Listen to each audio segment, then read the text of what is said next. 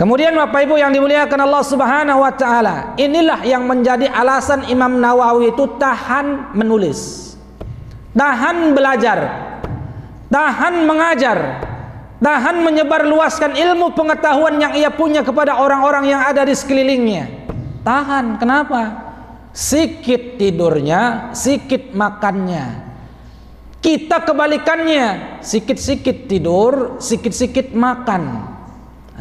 Makanya kadang-kadang kalau orang udah kebanyakan makan, kencang urat perut, kendur urat mata. Apalagi pagi tadi setelah sahur kekenyangan, sholat subuhnya sami'na ngantuk-ngantukna, mendengar ceramah udahlah mulai tengleng. Bismillahirrahmanirrahim. Assalamualaikum warahmatullahi wabarakatuh. Alhamdulillahil wahidil qahhar wa huwal azizul jabbar, khaliqul jannati wan narul laili wan nahar. Allahumma salli wa sallim ala sayyidina Muhammadinil mukhtar wa ala alihi wa ashabihi al akhyar. Wa ba'du, qalu subhanaka la ilma lana illa ma 'allamtana innaka antal alimul hakim. La haula wa la quwwata illa billahil aliyyil azim. Shadaqallahul azim wa sadaqar rasuluhun nabiyyul karim wa nahnu ala dzalika minasy syahidin wasyakirin walhamdulillahi rabbil alamin. Ketua BKM Masjid Handayani sama kita hormati, seluruh pengurus yang hadir sama kita muliakan, bapak-bapak, ibu-ibu, orang tua kami yang mohon maaf tak mampu kami sebutkan satu persatu nama, gelar, pangkat, jabatan.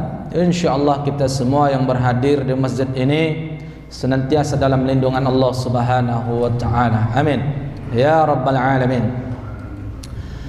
Ma'asyiral hadirin wal hadirat rahimakumullah. Pada pagi Ahad ini kita akan lanjut kaji kita. Bulan lalu kita telah membahas perkembangan awal peradaban Islam hingga masa keemasan atau zaman keemasan Islam.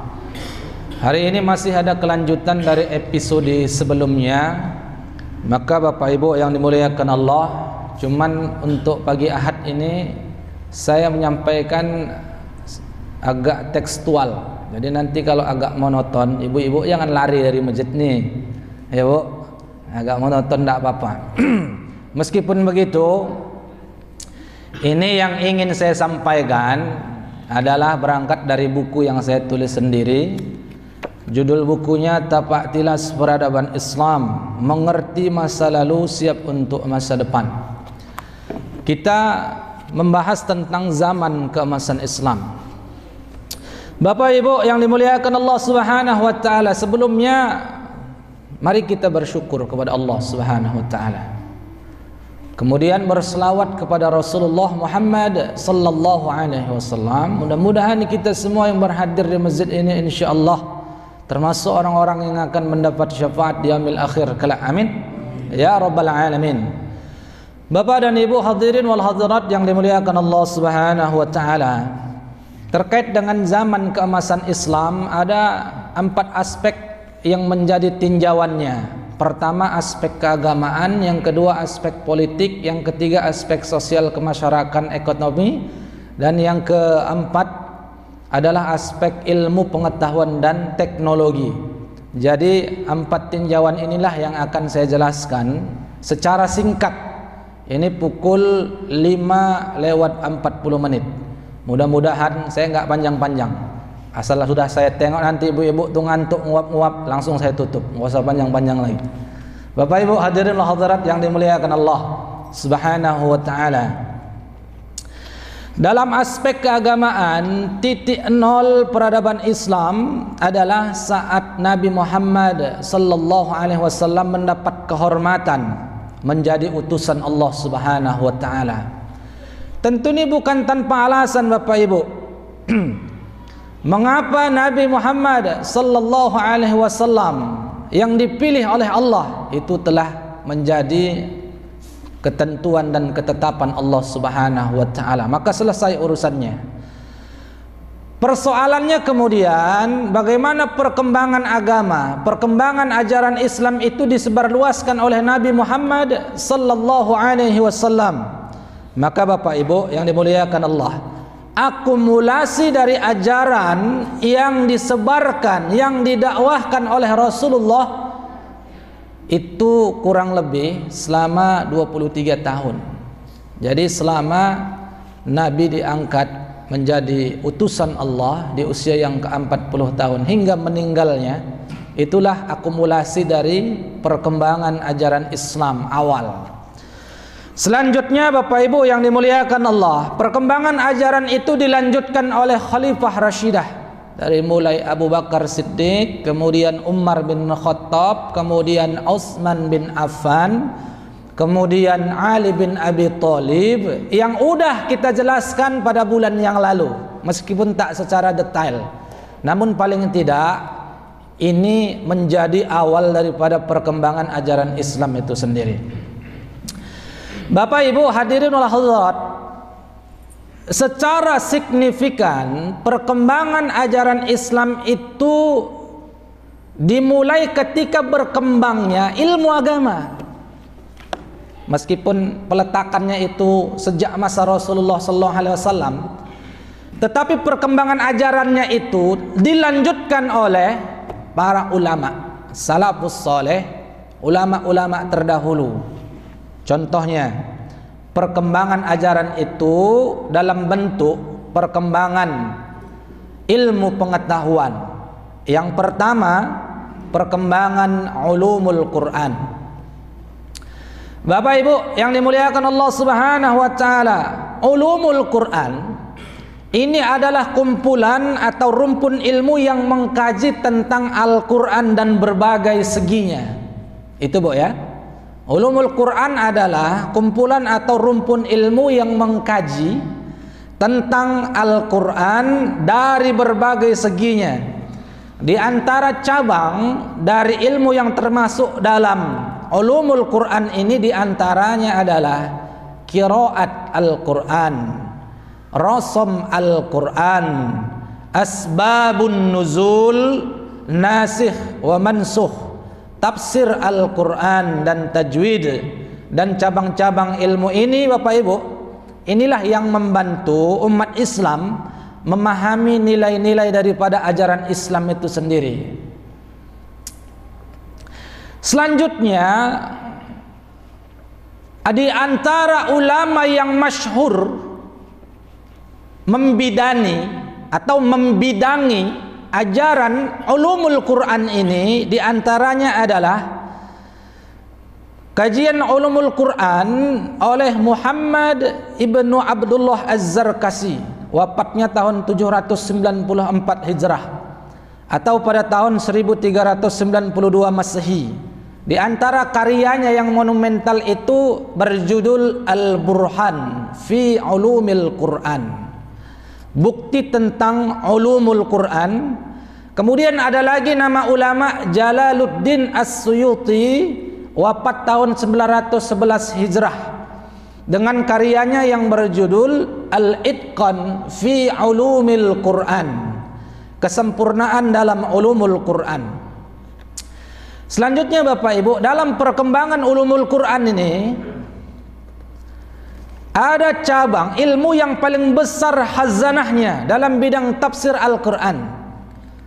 Banyak sekali orang yang konsen di bidang tafsir Al-Quran. Ini ulama-ulama zaman dulu. Nah, di antara yang konsen di bidang tafsir Al-Quran ini adalah Abdullah bin Abbas. Ya Bu ya, Abdullah bin Abbas wafat tahun 67 Hijrah. Anak dari Abbas, Ibnu Abbas julukannya. Nama tafsirnya tafsir Ibnu Abbas.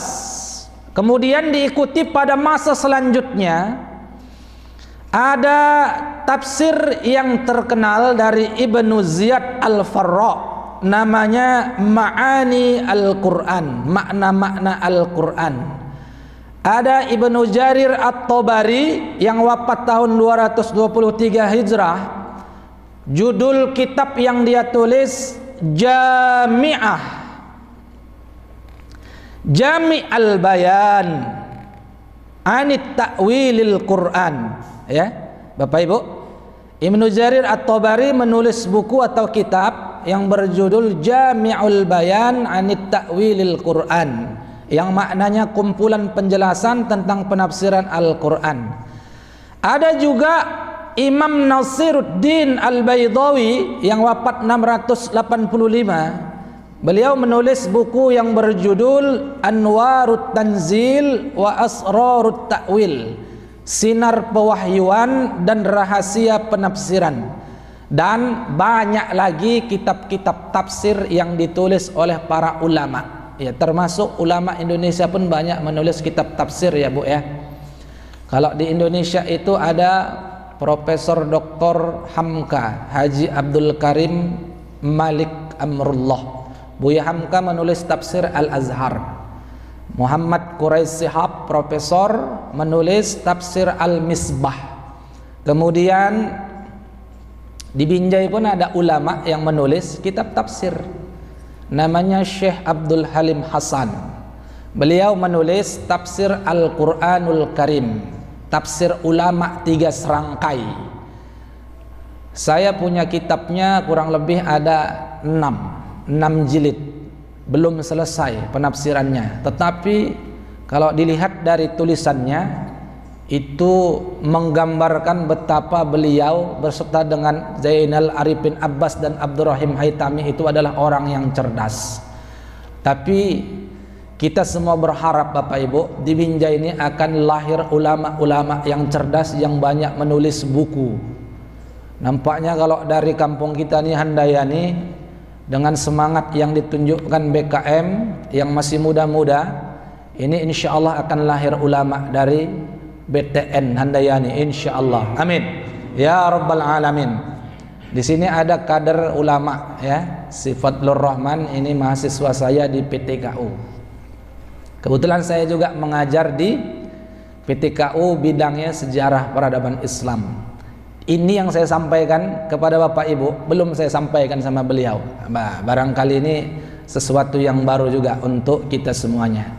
Bapak Ibu hadirin hadirat yang dimuliakan Allah. Udah 10 menit. Saya tengok ibu-ibu ini masih semangat, masih melek semuanya ya. Tapi nanti kalau udah yang gini-gini, langsung ditutup itu nanti. Bapak Ibu hadirin hadirat yang dimuliakan Allah Subhanahu wa taala, lanjut. Perkembangan ilmu selanjutnya itu adalah muncul ulumul hadis. Ulumul hadis, seperti halnya ulumul Quran, Bapak Ibu, ulumul hadis ini juga merupakan kumpulan dari sejumlah cabang ilmu pengetahuan yang bertalian erat dengan pengkajian hadis nabawi.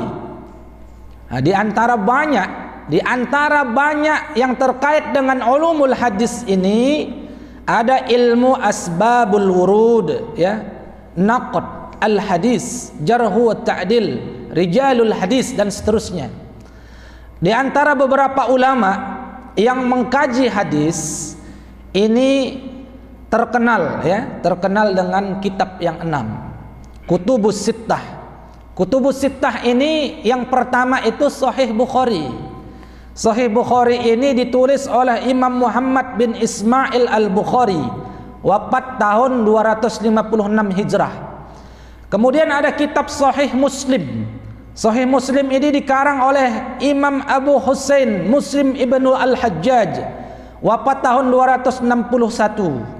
Kemudian ada kitab Sunan An-Nasai, dikarang oleh Imam Ahmad bin Su'aib An-Nasai, wafat 303 Hijrah. Yang keempat ada kitab Sunan Abu Daud, karya Imam Abi Daud As-Sijistani, wafat 275 Hijrah. Kemudian Bapak Ibu yang dimuliakan Allah, ada kitab Sunan At-Tirmizi, karya Imam Muhammad ibnu Isa At-Tirmizi, wafat tahun 279 Hijrah. Ada kitab Sunan Ibnu Majah, karya Imam Muhammad ibnu Majah Al-Qazwini, wafat 275 Hijrah. Kemudian tak jarang Kutubus Sittah itu ditambah lagi menjadi 9, menjadi Kutubut Tis'ah. 3 tambahannya itu antara lain adalah kitab Muwatta Imam Malik karya Imam Anas bin Malik yang wafat tahun 179 Hijrah. Ada kitab Musnad Ahmad bin Hambal karya Imam Ahmad bin Hambal, dan yang terakhir ada kitab Sunan Ad-Darimi karya Imam Abdus Somad Ad-Darimi yang wafat tahun 255 Hijrah. Kemudian ada berbagai ilmu lainnya, diantaranya ilmu kalam, ada ilmu fikih, ada ilmu tasawuf. Inilah diantara ilmu yang berkembang sejak awal peletakan peradaban Islam itu sendiri. Ilmu kalam, ilmu fikih, ilmu tasawuf taklah saya sampaikan secara terperinci seperti tadi. Barangkali diantaranya saja ilmu kalam itu yang terkenal adalah Abu Fatah Asy-Syahrastani, Al-Milal wan Nihal, itu diantara kitab yang membahas tentang kalam. Kemudian kalau berbicara tentang ilmu fikih, maka Imam Muhammad bin Idris Asy-Syafi'i adalah orang yang paling tepat menggambarkan, meskipun ada di antara ulama mazhab yang lain yang menulis tentang Ar-Risalah, maka ini adalah di antara kitab fikih yang paling representatif. Yang terakhir ada ilmu tasawuf. Ilmu tasawuf ini yang paling populer itu diantaranya adalah kitab yang ditulis oleh Abul Qasim Al-Kusyairi yang berjudul Ar-Risalah Al-Kusyairiyah atau Risalah Al-Kusyairiyah. Maka Bapak Ibu yang dimuliakan Allah Subhanahu wa taala, pertanda dari kemasa atau zaman kemasan Islam itu tumbuhnya ilmu-ilmu pengetahuan. Dan Bapak Ibu yang dimuliakan Allah, bukan hanya ilmu pengetahuan yang tumbuh. Ilmu pengetahuan itu tumbuh karena ada semangat dari para ulama dalam belajar, semangat ulama dalam mengajar, semangat ulama dalam menulis. Maka ketika mereka tulis, inilah karya-karya yang baru saja saya sampaikan kepada Bapak Ibu semua yang dimuliakan Allah Subhanahu wa taala. Jalaluddin As-Suyuti misalnya, di usianya yang 40 tahun dia meninggalkan aktivitas duniawi. 40 tahun meninggalkan aktivitas duniawi. Bisa jadi menurut analisis saya pribadi, kenapa di usianya yang 40 tahun dia meninggalkan aktivitas duniawi? Barangkali merujuk ketika Nabi diangkat menjadi Nabi dan Rasul pula. Itu alasan awal aja, argumentasi awal. Nah, secara detail barangkali nanti kita bisa cross check kembali apa alasan beliau di usia 40 itu meninggalkan aktivitas duniawi. Apa yang dia lakukan di usia 40? Dia meninggalkan aktivitas duniawi lantas membuat rumah kecil di pinggir Sungai Nil. Di mana itu? Di mana, Pak Dulur? Di Mesir. Di pinggir Sungai Nil dia buat rumah kecil. Apa yang dia lakukan? Menulis. Ad-Duwaili itu muridnya. Ad-Duwaili itu berkata kepada para sahabatnya, mau nggak kalian aku kasih tahu berapa kitab yang udah ditulis oleh guruku? Berapa, Bu? Berapa, Pak?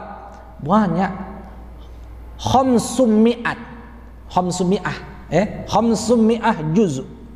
50 juz buku telah ditulisnya sejak usia 40 tahun dan tinggal di rumah kecil di pinggir Sungai Nil. Bayangkan 50 juz. Ulama dulu kalau nulis itu berjuz-juz, Bu. Satu juz itu halamannya paling tidak setidak-tidaknya 400 halaman.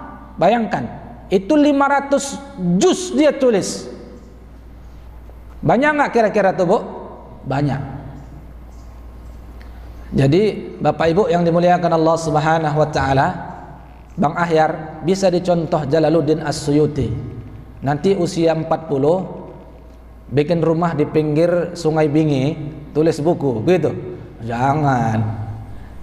Rumahnya tetap di mana rumah yang layak kita tempati. Jadi menulis pun kita bisa di mana aja. Bapak Ibu yang dimuliakan Allah Subhanahu wa taala. Lanjut. Imam Nawawi itu salah seorang ulama abad pertengahan yang termasuk menulis buku dengan judul yang banyak. Beliau itu mensyarahkan hadis Sahih Muslim, ya, Imam Nawawi. Imam Nawawi itu bahkan ketika menulis, ia saking seriusnya menulis, sampai-sampai kata Muhammad Abdul Fattah, dia menulis kitab namanya Al-Ulama Al-Uzzab, ulama-ulama jomblo.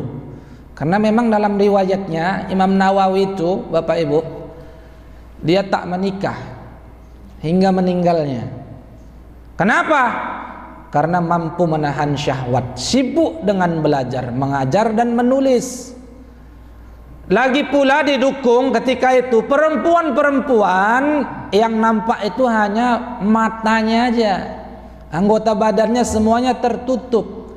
Lah kalau sekarang anak-anak muda yang lajang-lajang wahyu, jangan ada niat untuk tak menikah karena alasan sibuk belajar. Hari ini nggak bisa dicontohkan sebagaimana pengalaman ulama-ulama dulu. Kalau orang-orang atau perempuan-perempuan dulu yang nampak matanya aja, badannya tertutup. Kalau hari ini naudzubillah, perempuan itu yang tertutup matanya, badannya banyak yang terbuka. Nah itu dia, naudzubillah. Nah, makanya ini nggak menjadi alasan dan nggak bisa menjadi alasan. Maksudnya apa? Hari ini kita prihatin karena di luar sana, Bu, ya, bukan di sini. Di luar sana sebagian orang tuh masih ada yang mengaku muslimah tetapi masih membuka aurat, begitulah. Artinya yang membuka-buka aurat itu dia nggak sadar, atau bisa jadi itu sadar, mereka telah mempertontonkan auratnya di hadapan lelaki. Artinya lelaki mana yang terlihat sesuatu yang bukan haknya, lantas tak muncul sesuatu pula yang bisa menjerumuskannya kepada sesuatu yang buruk dan jelek. Nah, begitulah kira-kira. Maka Bapak Ibu yang dimuliakan Allah, kata Muhammad Abdul Fattah, pernah Imam Nawawi itu daqaitu sanataini la adha'a dhanbi 'alal ardi, pernah selama 2 tahun Imam Nawawi enggak pernah menyandarkan punggungnya di atas kasur. Jadi di mana tidurnya?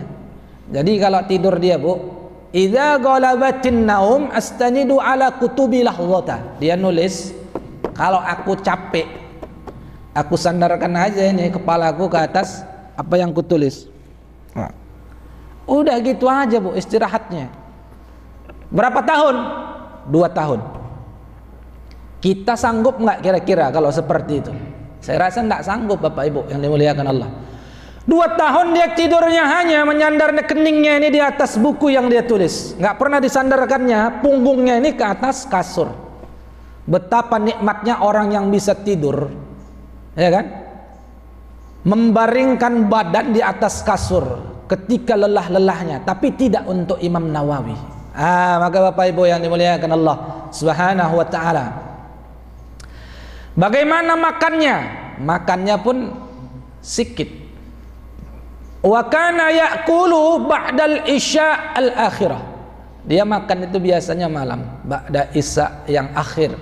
Orang Arab itu kan biasa menyebut maghrib itu isya awal, sementara isya itu isya akhir.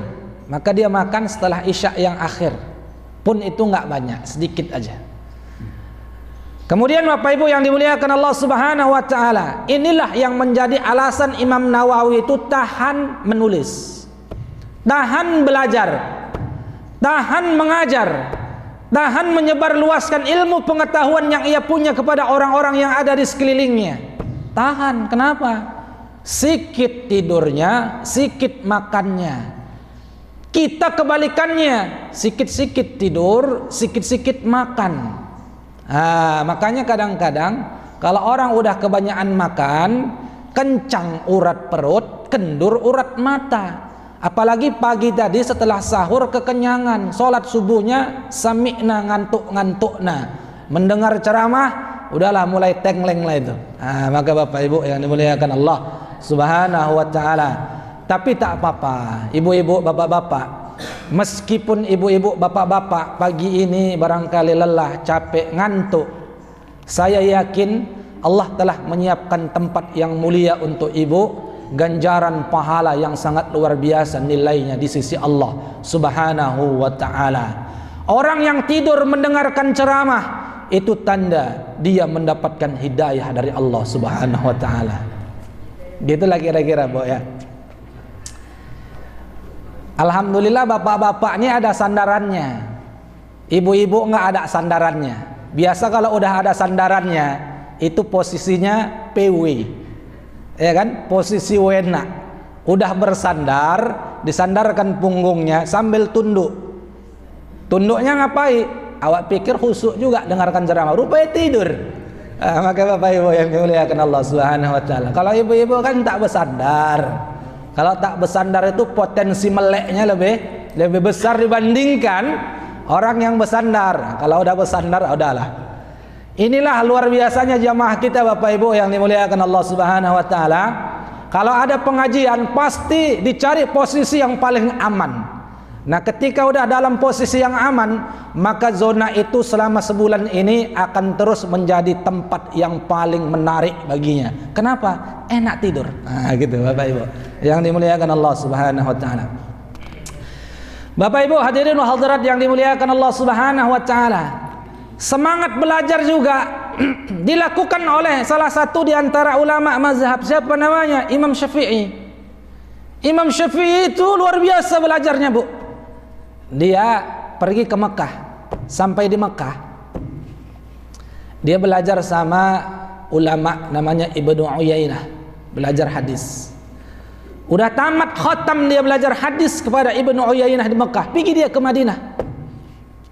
Niatnya mau belajar kepada Imam Malik bin Anas yang wafat tadi kita katakan tahun 194. Ya Bapak Ibu yang dimuliakan Allah Subhanahu wa taala. Pergi dia ke Madinah, yang dijumpainya siapa? Yang dijumpainya itu gubernur Madinah. Wahai gubernur Madinah, ya, kau siapa? Aku Syafi'i, Muhammad bin Idris Asy-Syafi'i. Apa tujuanmu? Bolehkah kau antarkan aku ke rumah ulama besar di Madinah ini? Siapa? Imam Malik. Apa kata gubernur Madinah?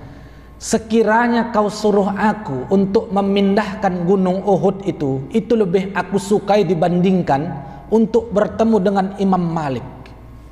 Kenapa begitu? Ternyata saking segannya ini gubernur Madinah kepada Imam Malik, kepada ulama terdahulu, dia bilang memindahkan gunung Uhud itu lebih kecil baginya ketimbang mesti mendatangi Imam Malik bertatapan dengannya. Kenapa? Saking segannya dan saking memuliakannya dia kepada ulama ketika itu, Pak. Kalau kita sekarang gimana kira-kira sama ulama? Nah, kalau di Jawa itu kan pesantren-pesantren, kadang-kadang santri itu kan masih luar biasa adabnya kan? Atau kadang ada orang tua yang berjalan, dia naik sepeda, maka dia langsung turun dari sepedanya, ikut jalan bersama orang tua yang dilewatinya itu, pelan-pelan dia lewati, udah agak jauh baru dia naik sepeda lagi. Itulah kira-kira. Jadi adab terhadap ulama ini dijaga betul, meskipun itu seorang gubernur, begitulah kira-kira. Tapi Bapak Ibu yang dimuliakan Allah, akhirnya beliau tetap mengantar. Ya, meskipun ketika itu Bapak Ibu yang dimuliakan Allah, ya paling tidak sampai pagar rumahnya, begitulah. Meskipun tak ada lah pagar ketika itu, karena rumahnya jelas nggak macam rumah orang-orang zaman sekarang ya Pak ya. Ketika dia ketuk pintu, Assalamualaikum, Waalaikumsalam, yang menerima pembantu Imam Malik. Ada apa? Kau siapa? Aku Syafi'i. Ada apa kau datang kemari? Aku ingin belajar kepada Imam Malik. Tolong sampaikan kepada tuanmu. Maka pembantu tadi menyampaikan kepada Imam Malik, wahai Imam Malik, itu di luar ada orang yang bernama Syafi'i ingin belajar kepadamu. Sampaikan kepadanya, pulang dulu, pelajari Muwatta', kitab yang aku karang. Maka pergilah pembantunya menghadap Syafi'i, wahai Syafi'i, Imam Malik mengatakan kepadamu, pergilah kau dulu, pulang dulu. Kau pelajari dulu Muwatta' karangan Imam Malik. Apa kata Syafi'i? Bilang sama tuanmu bahwa Muwatta' udah ada di siniku. Bayangkan Bu, udah ada di mana Bu? Udah ada di kepalaku Muwatta Imam Malik, lebih dari 500 halaman kitabnya, Pak. Udah ada di sini ku sampaikan kepadanya. Nah, kira-kira kurang lebih kalau misalnya wahyu mau, Ustaz, saya mau belajar sejarah lah. Kalau kau mau belajar sejarah, maka hafal dulu buku Tapak Tilas Peradaban Islam nih. Lantas wahyu bilang, buku Ustaz itu udah ada di siniku. Tentu saya kagum kepada dia, Bu.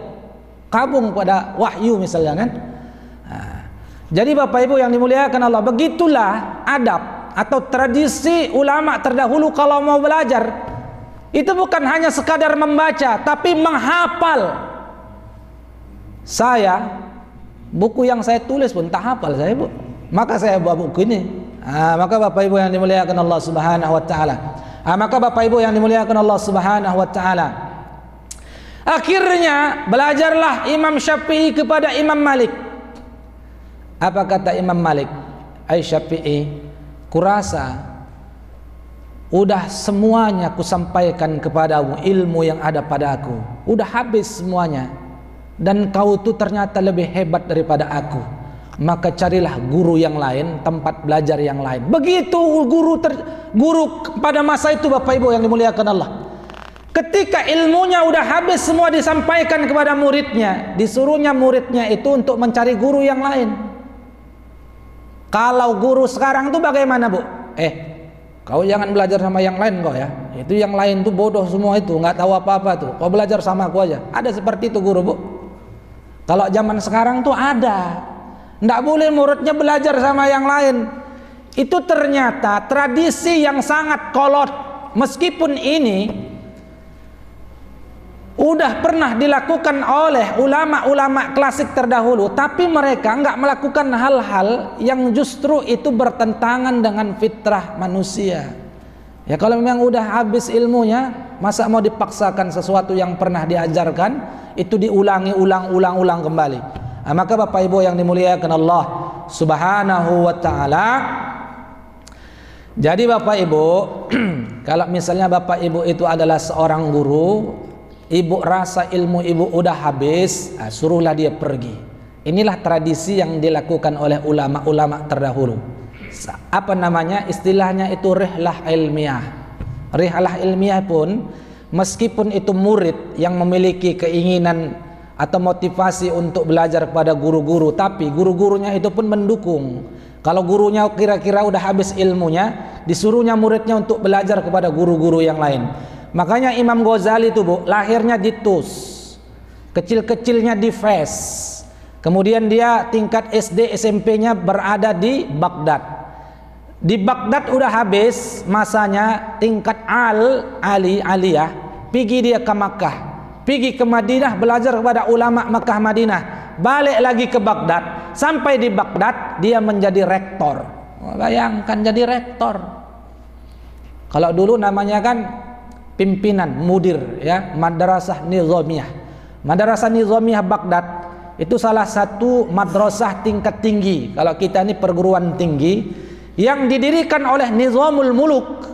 Itu salah seorang perdana menteri, wazir Nizamul Muluk pada masa dinasti Saljuk. Dan rektornya itu Abu Hamid Muhammad Al-Ghazali yang wafat tahun 505 Hijrah. Begitu Bapak Ibu yang dimuliakan Allah. Jadi belajarnya dari satu tempat ke tempat lainnya. Sebagaimana pepatah Melayu mengatakan, jauh berjalan banyak dilihat, lama hidup banyak dirasa. Itu pepatah orang Melayu. Meskipun ini sangat relevan untuk anak-anak kita hari ini, Bu. Jadi orang-orang yang perjalanannya jauh itu banyak yang dirasakan, lama hidupnya banyak yang dilihatnya. Maka Bapak Ibu yang dimuliakan Allah Subhanahu wa taala, supaya kenapa kita sampaikan seperti itu? Supaya kita nggak jago kandang. Begitulah kira-kira. Jadi macam-macam yang muda-muda, macam Wahyu, macam Fadlur Rahman, macam Bang Ahyar. Bang Ahyar udah nggak muda kali ya. Udah menikah pula kan. Jadi masih ada kesempatan, karena kesempatan untuk belajar tuh, Bu, sampai maut menjemput, itulah masa kita untuk belajar, Pak. Jadi bapak-bapak saya, orang-orang tua saya hari ini yang usianya udah di atas 60 tahun, ibu-ibu, teruslah belajar. Utlubul ilma minal mahdi ilal lahdi, itu perkataan ulama dalam tafsir An-Naisaburi, bukan hadis, Bu ya. Tuntutlah ilmu dari buayan sampai ke liang lahat, itu relevan untuk kita hari ini. Maka Bapak Ibu yang dimuliakan Allah Subhanahu wa taala, jangan kalau ada anak-anak muda yang mengurus BKM ini, alhamdulillah luar biasa, Bu ya. Termasuk kalau imamnya itu muda-muda. Ya, Bu ya. Ini kadang-kadang mohon maaf Pak ya. Kadang-kadang ada yang tua ini protes kepada imam-imam yang muda. Kenapa begitu? Kata mereka, itu masih muda belum nikah lagi kok bisa jadi imam. Bu, dia muda bisa jadi imam karena dia hafalannya banyak, 30 juz. Diklik kepalanya yang keluar Quran. Nah, kalau yang tua diklik kepalanya yang keluar utang. Nah, itu dia. Itu bedanya Bapak Ibu yang dimuliakan Allah Subhanahu wa taala. Maka mari kita motivasi diri kita, keluarga kita, dan kita semuanya.